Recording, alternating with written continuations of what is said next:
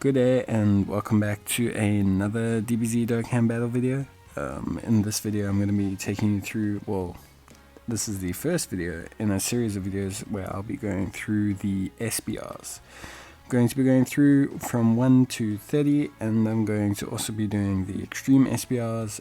The goal of this video is basically to not do entirely free-to-play runs, but there are some rules. The rules are basically I can't use LRs unless it's literally summonable LRs, unless it's literally impossible to do it without them. And then also I need to use free-to-play cards wherever I can or if possible. Obviously this makes it quite difficult. I've also put additional limitations on myself to try and reduce the amount of limited run cards that I can use, stuff like the Super Dragon Ball Heroes cards, for example. I'm going to try and refrain from using those. And yeah, we'll just see how it goes. I've done a whole bunch of these guides on my Discord, so I have done all of these at least once with these kind of limitations. But I'm going to adjust the teams for some of the newer units that come out, and obviously just what I think may work better. In terms of this kind of run, please don't copy my team immediately or straight away or try and do exactly the same thing. But as I always say, just maybe focus on using cards that are similar or provide a similar toolkit. So I'm running this whole thing under 120% lead. I like to use the Trunks because I just like Trunks. It's my favorite card, and I have a rainbow version of him, which I do like as well. I also think the 170% lead is very good, because not only is the Trunks tech where he's very good, but also the blue Vegeta is also incredibly good that you can get with wish strips. And then also there's the blue Vegeta, who's also very good and is a tech unit. So there's a whole bunch of decent tech Future Saga units that you can use for the stage, which I think obviously helps the stage in itself. So yeah, if we take it, there's also the Trunks armor that you can use as well. So yeah, but if we take a look at this team, so the team I'm rocking is kind of a rotation of the Trunks and the blue Vegeta, because the Vegeta is going to give him support, and Trunks also going to link relatively well with him. I think they share 3 links. And then a secondary rotation of the Hercule LR that just recently got an easy A, and the Oob from Battlefield. So Oob is very good because he provides a heal below 40%, and he also lowers attack. My Oob has 2 dupes. I believe 2 dupes is enough. I used him in Extreme SPL with 2 dupes, so from my perspective that's enough. I like to save Battlefield currency because you never know what's going to come out. And then yeah, the Candy Vegeta. You'll see I kind of change up the rotations between like the rounds and all of that, just with kind of what I'm feeling at the time. I later switched Candy Vegeta in for Oob to pair with Hercule. But yeah, to cut a long story short, this team's a lot more interchangeable than most teams. I wouldn't say there's like set rotations that you're going to use or anything like that, due to the fact that the team in itself kind of lacks a bit of utility. So the Hercule I have is only 20 out of 25 SA, which means he doesn't have as big chance to stun yet. The Oob does attack lower, so does the support free-to-play Easy A, Gohan and Goku, but that's only really 2 units. And then the Candy Vegeta stuns. He has a high chance to stun with his Easy A now, so there's some decent utility, but unfortunately maybe not as much as I'd like. There's also not really a pure upfront tank. Hercule can tank semi-well after he takes a hit and supers, but you know, taking that first hit does sometimes cause quite a bit of damage. I think he takes a super in this run first up before getting a super or anything, so it does cause quite a bit of damage. Once he gets his 18 key off and he manages to get hit once, he develops enough defense that you're not really going to worry about him. And Oob himself has enough defense that you can, especially in this stage, take hits without being too concerned. And taking hits is also not that big a worry, as long as you can kind of not die before getting to the 40% threshold mark. A unit that I would consider taking in this run, besides these ones, is probably maybe a World Tournament Fat Majin Buu. He changes 2 types of orbs to rainbow, and he attack lowers, which is pretty helpful.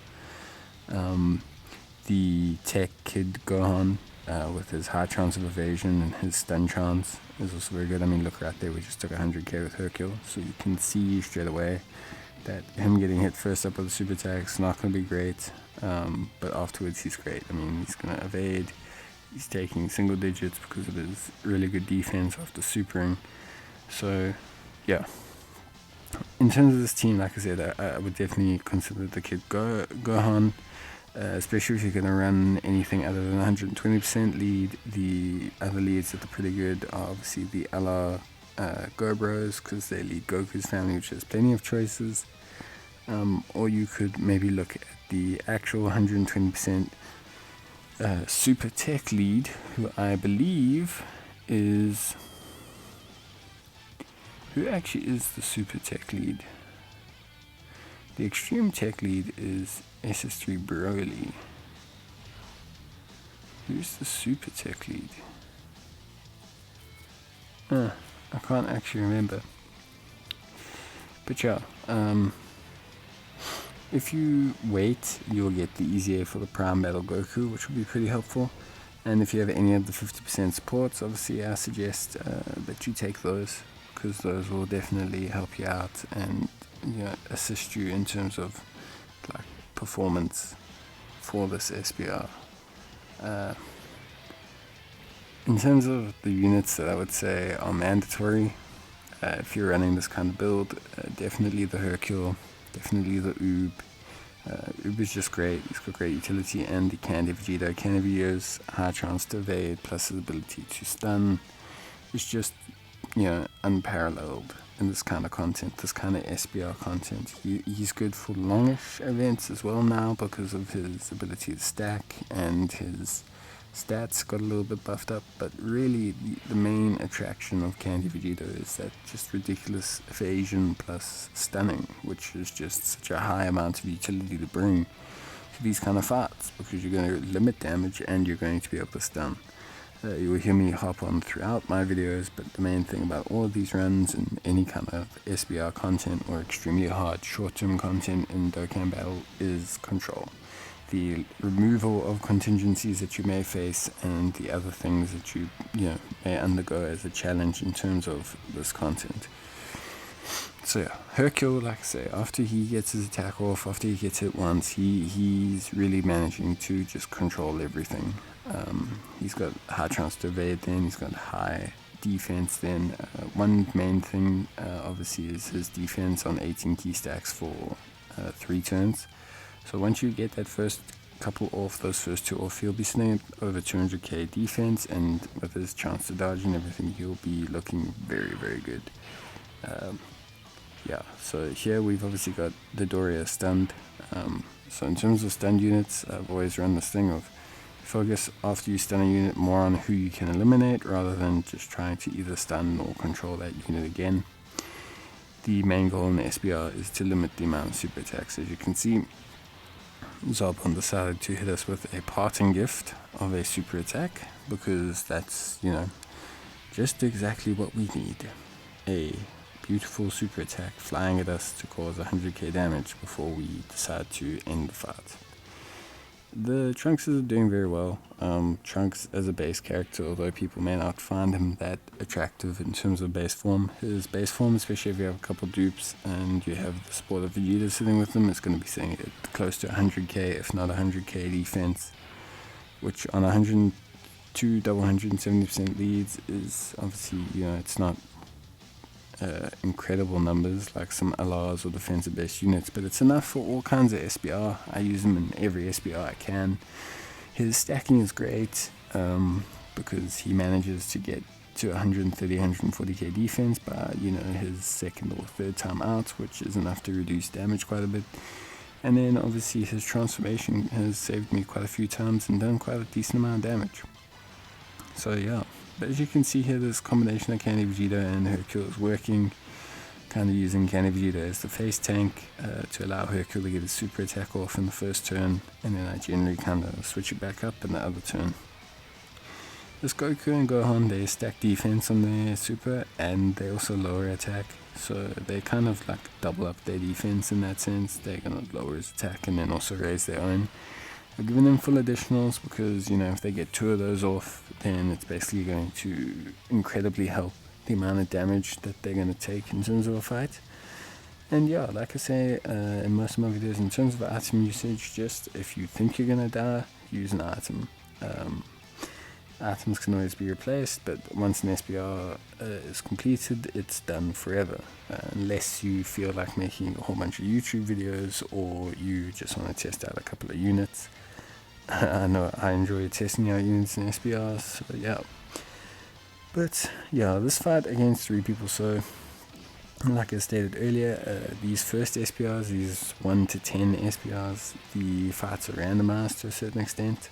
You can get like set rotations of characters in the different slots 1, 2, 3, and 4. So yeah, it's not always going to be the same. You may not fight Android 13 and there's 2 cronies, but you know, you might fight them. If you do fight someone else, generally in fights with 3 people, 1 unit will always be the unit that is attacking the most. Even in any fight, really more than 2 most of the time. 1 unit's attacking more than the others. In the previous fight, it was Frieza. In this fight, it's Android 13. So once you remove that opponent, you notice that your amount you need to control diminishes quite intensely. So you see here, I switch up Hercule and the Candy Vegeta, because Hercule's now stacked on his super attack and he has enough defense. So I'm just allowing Candy Vegeta to go off in the second turn and stack his defense a little bit and just super beforehand, while this Hercule can just, you know, ultimately do what he needs to do. Take his hit at double digits, gain his ability to evade, get a additional extra defense, and then really just come in clutch with big damage afterwards. In terms of this whole strategy that I've got here, it's a pretty usable side. Like I say, there's some free-to-play units and all that in here. Definitely think that this strategy could be used.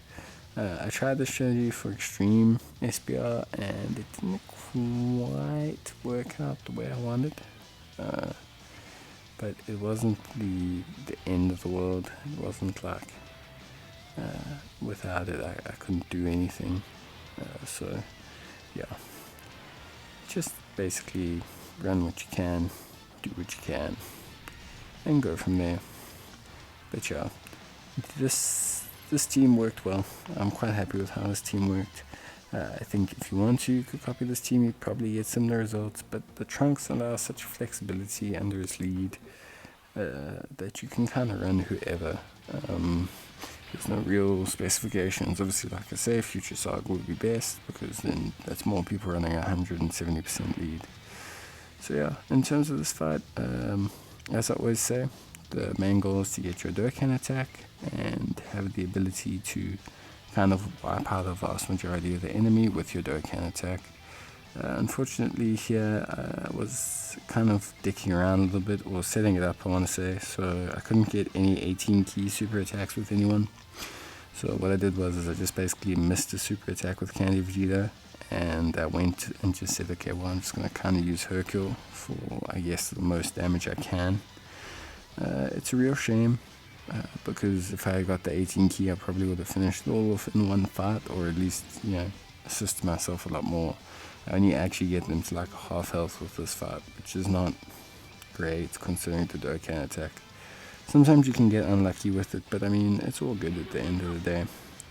You can see how the Dokkan attack will go off. If you hit all 7, you get an attack wall, you get health back, you get an attack damage boost, and I think you get effective against all types. I want to say that, but I don't think so. Like, I can't confirm. But yeah, you can see straight away that Cell's still alive. He still has a decent amount of health, and you can see that the Cell Jr. is also alive. The problem with this is obviously we haven't now also hit our 18 key, because we didn't have enough key. So Hercule takes quite a bit of damage because he hasn't stacked his defense. And of course we managed to get hit by one of the super attacks, and then we dodged the other. So Hercule's working great. It's a bit unfortunate that this 18 key was needed, but it's also kind of my fault, because I haven't given him the 5 of the key cards, you know, to raise his super attack, the car cards. So yeah, also we would have preferred Trunks to have it, but at the same time we can't decide to do that. So here you'll see I also just consider like a defense. I see 100k on Trunks, you know, a decent amount on Vegeta, but I go, yeah, this is not a kosher experience. Again, also we're struggling for key, which can tend to happen because we don't have a key support in this team. And Trunks has a good leader skill, but his key is still only 3 and 3, so we're only sitting at 6 overall, which is a decent amount to start off with. But if you don't have links or you're struggling for key links and the orbs fall badly, you kind of have to live with that. So here we can see Trunks tanking for a bit. He tanks pretty well. 100k from the super, which is obviously a lot. So you gotta be careful for these things. But yeah, I mean, overall, pretty good performance. It was a shame the Dokkan attack didn't, insta delete the team. But it sometimes happens. Vegeta going off with a double super attack's great. He does decent damage to Cell and clears out one of them. Those Trunks also manages to clear out this one, I think. Yeah, pretty much. Yeah, he does. So you then end up sitting, like, you have a lot more control now. In these fights, I always say if you can stun the guy that's attacking the most and just whittle out his little army of bitches, it's better, because the little army, although people go, oh yeah, but you should take out, the problem is when you have 5 people being able to super attack, take you out, it's a lot more menacing than having 3 people and 1 silenced or stunned or something. That's just a lot more control. So I definitely think if you can, you clear out the other ones. They're lower on health and they can definitely be cleared out relatively quick. We're gonna get the stun on Cell, but we're also going to kill him. As far as I know, we're going to. So this is a tiny bit of a shame because he was stunned. So we probably could have just focused in on the other ones. But at the same time, I didn't really want to waste the chance to stun and end up going another turn. So yeah, we'll definitely end this fight here. As you can see, this is a super tech run.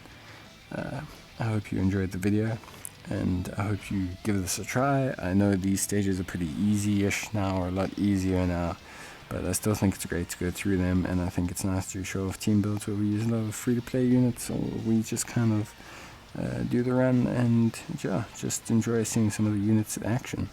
Yeah, I think this run went very well. Very smooth, a couple items used, nothing too major, I don't think. It's not like I was spamming wheezes or, ghost ushers or anything like that, all over the place. But yeah, it's cool, awesome, and thanks for the video, guys, and I'll see you next time. Cheers, and bye.